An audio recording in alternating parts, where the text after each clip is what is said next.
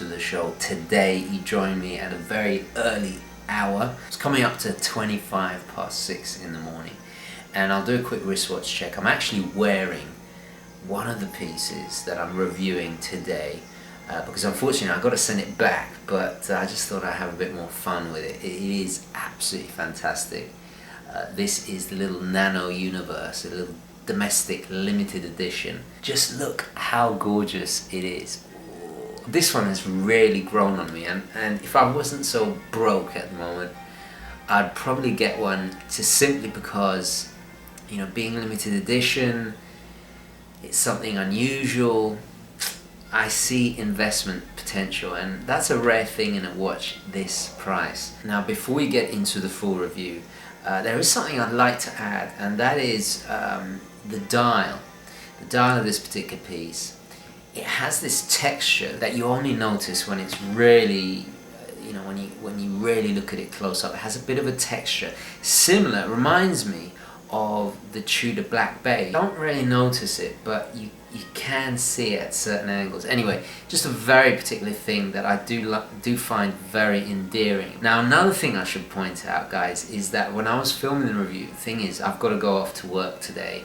I would have reshot it today had I got the time, but I have to rush off to work in a few moments. Last night I only had a very limited time to shoot the video, and of course there was a huge thunderstorm, rain, all the rest of it, so in the first half of the video it sounds like the world is ending. There's nothing I could do about it, unfortunately. If I had more time, I would reshoot. So let's switch perspectives and have a closer look at these three stunning, very special Seiko watches.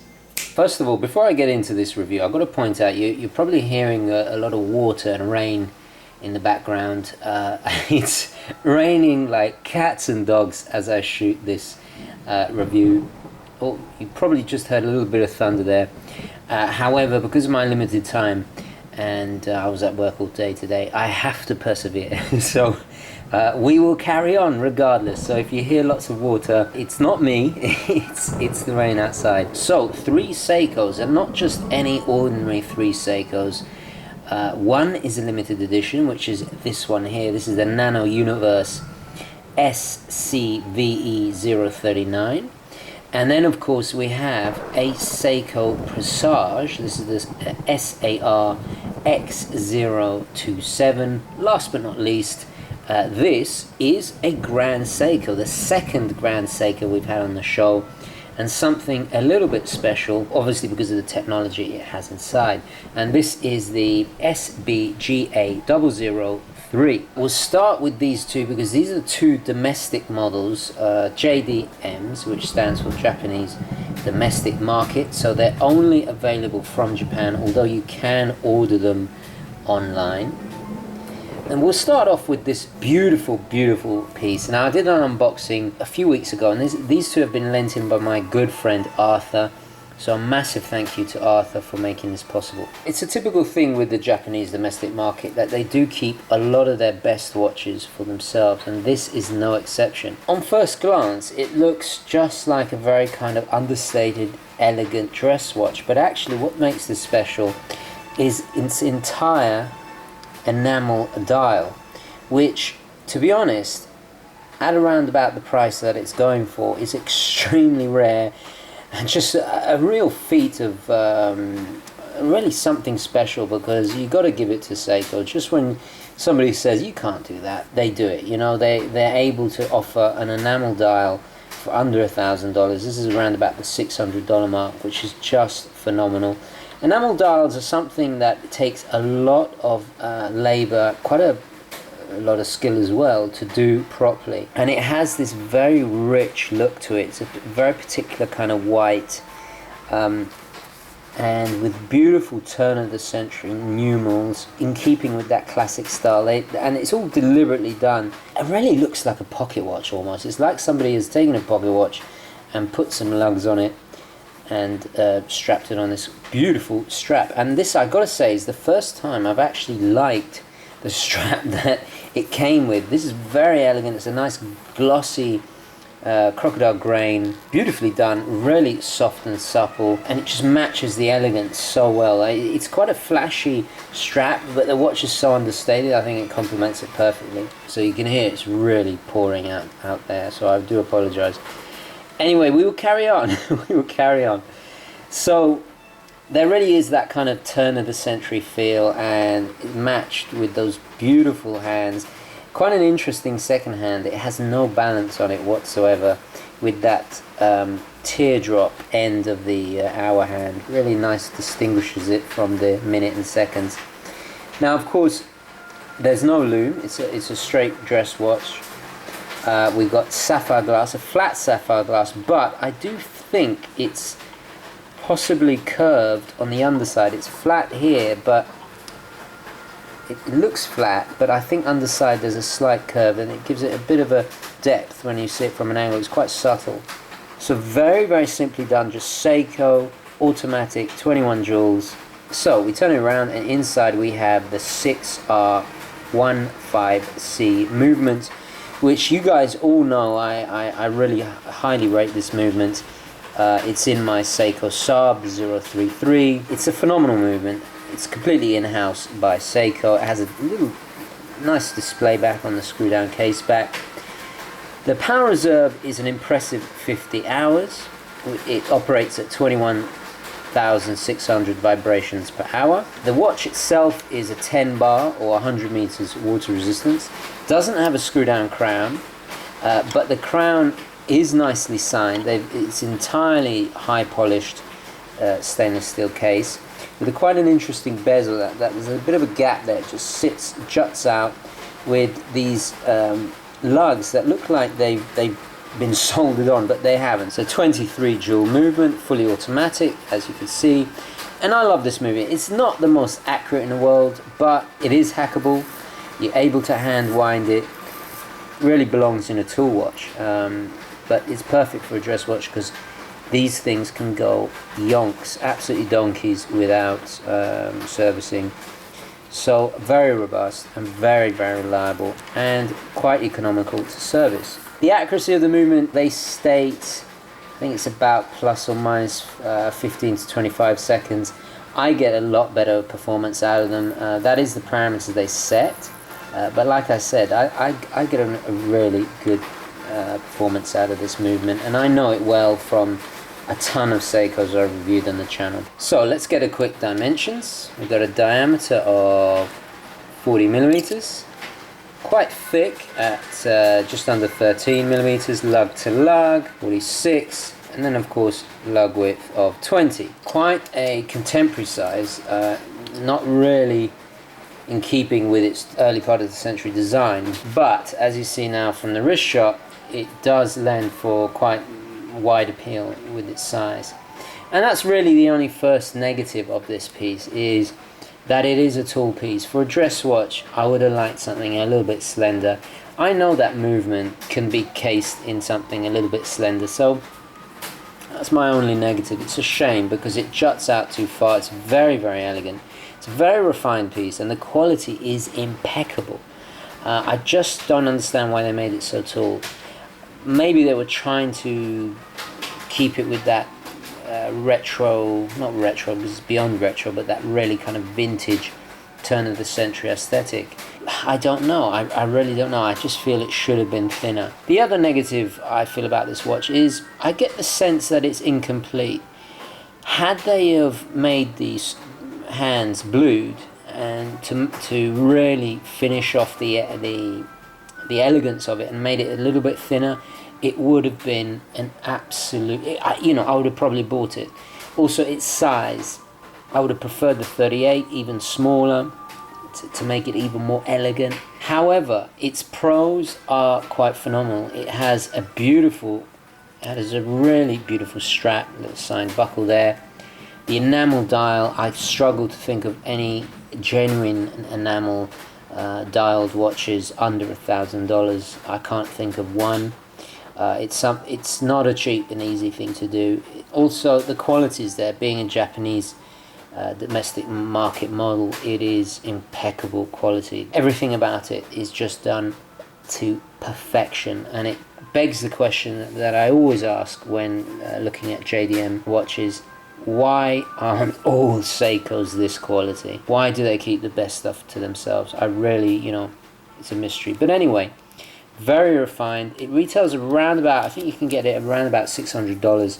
You have to order it from Japan, but if it tickles your fancy, it's definitely worth it. Let's quickly get an idea of its weight. 83 grams, so it's not the lightest in the world. Okay, so moving on. Now the second watch we're having a look at today, this is the Nano Universe, the SCVE039. Again, another JDM. This time, however, this is a limited edition. Only 500 of these made in the world. It's a collaboration between Nano Universe, which is a Japanese fashion brand. I'm not familiar with it at all. And of course Seiko. And Seiko has a long history of collaborating. We only have to look at the Seiko Ripley Giugiaro for a really good example of a collaboration. Actually, what it shares part of the lineage with the Ripley, because it's also part of the Smart Spirit line. This is a heavily military inspired watch, as you can tell, but what makes it absolutely unique and quite fascinating is its mix of influences. The first thing you'll notice are this Gothic font on the dial. Now this is inspired by early 1930s pilot watches, and it does actually make me think of some of the early Zenith pilot watches. I'll put a picture up so you can see what they look like, what exactly I mean. But these are actually applied, if we zoom in right close, and they have luminescence. So we have Lumibright applied markers. In fact, while we're talking about the lume, let's have a quick look at the lume shop. And look at those beautiful numerals, so unmistakably legible, so bright, so clear. It really is what Seiko is all about. Absolutely stunning. Those massive plunger hands, very legible. An excellent lume, and you can just see the second hand passing the 11, and it's about to hit the 12. There it goes. Very cool indeed. Anyway, excellent lume. Back to the studio. Completely stainless steel case with PVD coating, of course, and it is done extremely well. We've got a high polish on the side and then matted on the bezel and the top of the lugs. It comes on this nylon strap with a matching signed Seiko buckle. Inside, however, and when we turn it around, we remove the NATO strap, it has a display back, and this is a darkened display back. Now you can see it there. It's like tinted glass, and it's not the first time I've seen one of these. I saw an Airman with this, and of course made in Japan, written there, limited edition. So this is number 44 of 500, which is quite rare. Funny thing is these are only going for about $300, $300 to $400. So these are definitely going to go up in price as they get even more scarce. Screw down case back with the display. So inside we have the caliber 4R35, which is a fully automatic in-house movement from Seiko. It's hackable and has hand winding as well. And I must admit, it feels totally different to the 6R15. It feels a lot more refined to wind. I'm not sure why. It doesn't have a screw down crown, but it is hackable. And those beautiful big plunger hands with that needle second hand. It's quite an interesting mix, because we've got this 1930s style numerals and then this ultra modern military stealth kind of case. It does have sapphire glass, although I suspect it doesn't have any AR coating, because it does reflect a little bit. We have the date at 6 o'clock, made in Japan at the bottom. Lovely applied Seiko logo, and a very military looking scale running around the outside. Let's quickly get dimensions. Case is a 42. We got a thickness of 12. Lug to lug, we're looking at 49, and then a lug width of 20. So it's a 42 with a 20mm lug width. Quite unusual. In fact, I quite like the fact that they've gone smaller. It gives it a bit more of a refined look. So the weight is 83 grams there, so even lighter than the Presage. I love its mix of modernity and 1930s inspired design cues. I've never seen anything like it, to be honest. It's a very fun watch. Movement is actually relatively new. It only came out in 2010. It's 21,600 vibrations per hour and has a 41-hour power reserve. Doesn't have a signed crown this time. We have this little bobble curved crown there. Actually, let's do a quick wrist shot. This still is, I would classify this as a pilot's watch, so it can be a little bit larger. It's remarkably comfortable. It's not the tallest of pieces, but the NATO certainly adds to that. And also, I'm not sure if you can see that, but it has drilled lug holes.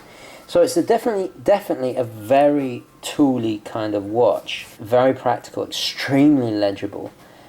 So as a military watch, it really does the job. And I think being a pilot's watch, it gets away with being too large, which is my most common complaint about watches, that they make them too big.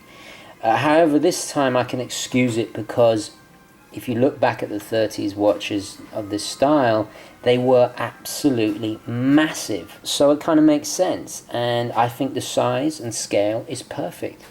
I also really like the fact it came on a NATO strap for $300. Quite remarkable. I also like the fact that they put the date in white, so it looks like a numeral. It's very symmetrical and neatly laid out. I really like this one. In fact, out of the two, I probably like this one the most. But then again, I do have a thing for kind of military-inspired watches. My only negative of this particular watch is the performance of the movement. It has a plus 45 minus 35 seconds parameters that Seiko state, which is pretty poor. This watch is performing adequately, but it's not the most accurate in the world. Also, the movement coming out in relatively short time ago in 2010, it seems like a while ago, but in the whole scheme of things, it's still relatively new from Seiko, so it has to prove itself. However, that movement does come from quite a prestigious family of movements that are known for being robust and reliable. So I'm not too worried about it in the long term. However, its accuracy is not the greatest in the world. You may absolutely loathe it, you may absolutely adore it, but it's definitely very, very cool. And what I like about it is so unique. It's such an interesting blend. Another kind of home run from Seiko. They're quite daring and bold with their designs, and I love it. I think they definitely hit it out of the park with this one, certainly. And lastly, we should mention, and it's probably, you can see on the back, there's a little magnet. This has anti-magnetic protection. Not only does it look the part, but it actually, you know, if you were flying a plane and you're close to all that equipment in the cockpit, this actually has anti-magnetic protection. Now, I couldn't find out to what strength it was. Being a JDM, sometimes it's quite difficult to find out information about these particular watches, but perhaps you guys know. Please do share in the comments. Again, the water resistance is 100 meters, which is fantastic for a watch like this, especially for a pilot's watch. So a really, really cool piece indeed, and a big thank you to Arthur again for sending this in. Anyway, moving on to the last piece. This, of course, is a Grand Seiko. Now, the plastic is still on it. This is absolutely brand new, and I'm making sure that I'm recording me taking off the plastic, because this has been lent in by a good friend of mine, who's selling this piece. He bought a whole bunch of Grand Seikos and has decided to keep one, and this is the one he's going to sell. So it is pristine. It's even got the plastic on the back. I don't think I'm going to take the plastic off the back. I'm going to leave it. Very, very similar to the previous Seiko I reviewed. Just look at the way it gleams. Oh my god, it's gleaming. So this is slightly different to the one we had previously on the show. This is the SBGA003. Unlike last time, it was titanium case. This time it's completely stainless steel, so it's quite a lot heavier. In fact, I think it comes out to 150 grams. Now, Grand Seiko really is something special. It's a technology that has taken 28 years to develop by the engineer Yoshikazu Akahane. It took 600 prototypes before the first release in 2005, and it's a phenomenal technology that has an accuracy of only 1 ± 1 second a day. In fact, it's even within that. Really, it's like plus or minus 15 seconds per month, which is just unbelievable. And it just demonstrates the incredible innovation that Seiko continue to do and push the boundaries of watchmaking. Now, I must point out, I'm not going to go too much into the history and explaining how the movement works. I've done all of that in the previous review. I'll add a link down below in the description, so please check out my previous review of a Grand Seiko. I go into it in quite a lot of detail. I explain about the history of the movement, how the movement works, even how they're produced, and all of the nitty-gritty of these amazing timepieces. But as you can see, it's just gleaming away, and all those beautiful beveled edges on the plied markers. That this time we don't have the snowflake dial, but we do have a little bit of kind of glossy play going on. Beautiful power reserve indicator, and I've just actually wound it up. I should have waited to do the video, but I've wound it up to maximum there. Inside we have the caliber 9R65, which is the spring drive. It is hand winding and hackable. I'm not going to take the sticker off because, as I said, this is brand new. So it's a 30 joule movement. It's a mix of mechanical and quartz together, and together they produce this incredible sweeping motion that just looks fluid. Even if we slowed it down, it still looked fluid. Now the power reserve is 72 hours, which is just staggering, absolutely fantastic. The finishing on these Grand Seikos is unlike anything I've ever seen before. It's really perfect. Unusually we have drilled lug holes, which is something we usually see on more kind of tool watches. Beautiful signed crown. It is a screw down crown, of course. Just unscrew it there. Got 100 meters water resistance. Really high pitched wind, and those beautiful kind of blade like, I don't think they're Dauphine, but look at the edges on those hands, just phenomenal, absolutely phenomenal. Date display at 3 o'clock, nicely done in negative.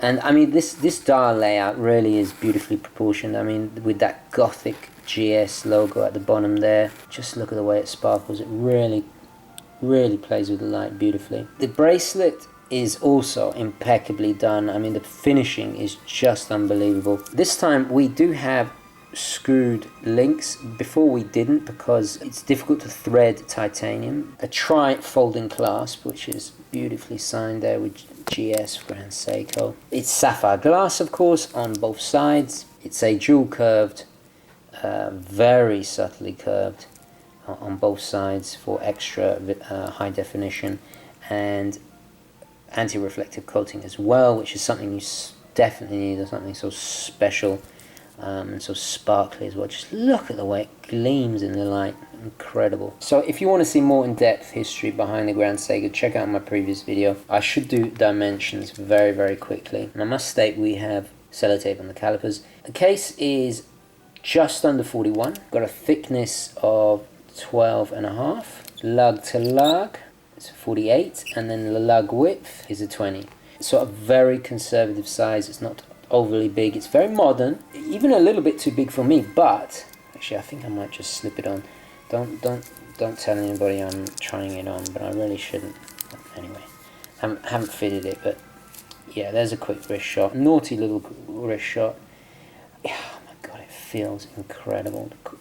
Just so solid. Minuses, well, the only ever minus I've had with spring drive is that it's deadly silent. You don't have that tick tick tick that you have with traditional mechanical movements. It feels a little bit cold.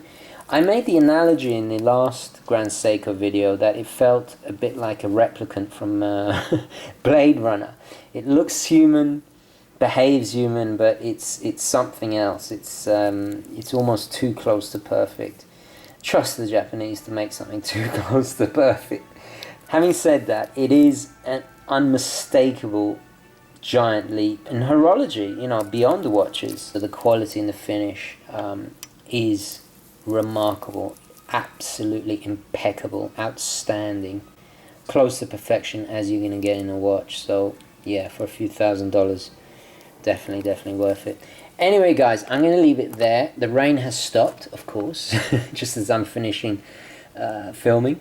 But anyway, 3 very unique different Seikos, all offering something completely different. So we got a dress watch there, a tool pilot watch there, and then this, which is a kind of sporty dress piece. This was obviously the most modern, the most classic, and then something in the middle of the two. So quite an interesting trio here. Anyway guys, let me know what you think down in the comments. Let's take it back to the studio. So I've got to rush off to work right now, but I did manage to put this video together for you just in the nick of time. Let me know your opinions, thoughts, queries, questions, all the rest of it down below in the comments. I always love hearing your feedback. As always guys, thank you very much for watching. Please don't forget to like this video if you enjoyed it and found it useful. And as always, I'll catch you in the next one. Ciao.